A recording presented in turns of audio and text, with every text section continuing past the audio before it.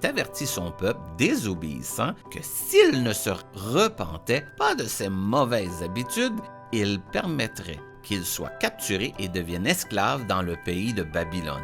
Ils ne se sont pas repentis et le roi Nabuchodonosor a envahi le pays et emmené un grand groupe d'exilés à Babylone. L'un des captifs était Ézéchiel, que Dieu avait choisi pour être son prophète et son porte-parole auprès des Juifs vivant comme des esclaves dans ce pays étranger. Dieu dit à Ézéchiel, « Je t'envoie parler à des gens très désobéissants, très têtus et très contestataires. » Ces mauvaises gens sont comme des épines, des chardons et des plantes épineuses. Ils sont aussi comme des scorpions qui ont un aiguillon terrible. Elles te détesteront et chercheront à te faire du mal. N'aie pas peur de leur apparence, ni de ce qu'ils disent.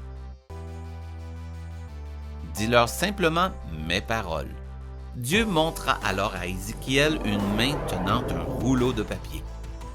Le papier s'est déroulé tout seul et Ézéchiel a vu qu'il y avait des mots écrits sur les deux côtés du rouleau. Ces mots décrivaient les punitions que Dieu allait infliger à ce peuple désobéissant. Dieu dit alors à Ézéchiel de prendre le rouleau et de le manger. Il obéit. Les paroles de Dieu avaient un goût sucré, comme le miel. Dès qu'Ézéchiel eut mangé le rouleau de papier, Dieu l'éleva vers le ciel et l'entoura de gloire. Après avoir été envahi par la gloire de Dieu, Ézéchiel a été pris et replacé sur le sol, près du fleuve Chebar à Babylone. Ézéchiel était tellement bouleversé par tout ce qu'il avait vu et entendu qu'il est resté près du fleuve pendant toute une semaine sans parler.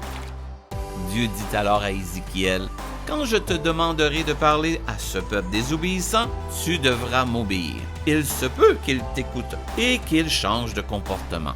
Mais si tu refuses de dire à ces gens ce que je leur dis, je te tiendrai pour responsable. Il faut qu'ils entendent mes avertissements pour qu'ils aient une chance d'échapper au châtiment que je vais leur infliger. » Ézéchiel a commencé à aller voir les Juifs vivant à Babylone et leur a dit que Dieu voulait qu'ils se détournent de leurs mauvaises habitudes et lui obéissent. Peu après, la gloire de Dieu a brillé tout autour d'Ézéchiel et elle était si éclatante que Dieu lui a dit de rentrer dans sa maison et de s'y enfermer. Ézéchiel a fait ce qu'on lui a dit. Pour savoir ce qui s'est passé ensuite, tu peux le lire dans ta Bible, dans le livre d'Ézéchiel. Bye bye!